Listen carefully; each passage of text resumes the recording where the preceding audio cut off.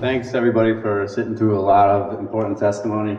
I just want to say, as a young person who went to prison, the big thing that happens when someone goes into prison and into any room is you have to be as tough as the room. This is a pretty wimpy room, you can walk in here pretty wimpy. But when you go in the big house, you better flex. And the first thing people are going to tell you is, you better grab a mop handle and knock somebody over the head, make a statement. That's what the 17-year-old hears. Now, the people that get waived to be adults, I know about 40 of them that did those serious crimes and got waived. And you know what? By the time that they're 18, 19, 22, oftentimes, they're the most mellow, well-adjusted, good people because they've been locked up for 3 years. So I meet them when they're 18 and they come into maximum security and say, hey, what's going on? They're already bulked up. They've already been in 13 fist fights. They've dealt with whether they should make a shank or not. And now they're being retested.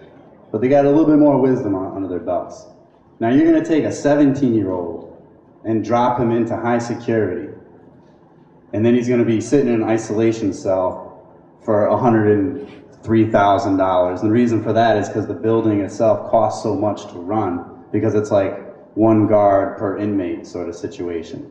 And it's a new building, and it's a very poorly run building, like just construction-wise. So it costs a lot, it was a bad move, and now they're paying the price for it. So you got, then he turns 18, moves over to maximum security, or to, let's say he's still slight and they still feel that, he should be scared or something. Maybe he says, I want to be in protective custody. Well, now he's around a whole bunch of sex offenders who are sizing him up, thinking that he's kind of cute. Because the majority of sex offenders are male-on-male sex offenders, not male-on-female. So he looks really good.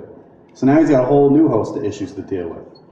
And I met these kids that did time in protective custody, and sitting in an isolation cell in protective custody where they get like somewhat recreation with the older guys, somewhat recreation by themselves, like they go out alone, they get cat calls and they go to the shower. So they got all sorts of emotional issues going on at a time when they're just starting to learn how to be themselves. They're teenagers. I went in, I had to be as tough as the room, and I did fine. But you know what? It takes a few years to do fine. So you got people, the majority are going to be doing 6 months, a year, 2 years, and they never get that chance to get fine. So now they're going to come back out, 17 and a half, 18, 19, and they never really quite got over the hump. And these are the people that are going to be worse. This is the treachery. This is where we need to put our heads up and say, you're killing our kids. It's bad enough with an 18-year-old. People coming from broken homes and getting locked right up. But now you're going to bring it down another notch, and we know about the slippery slope.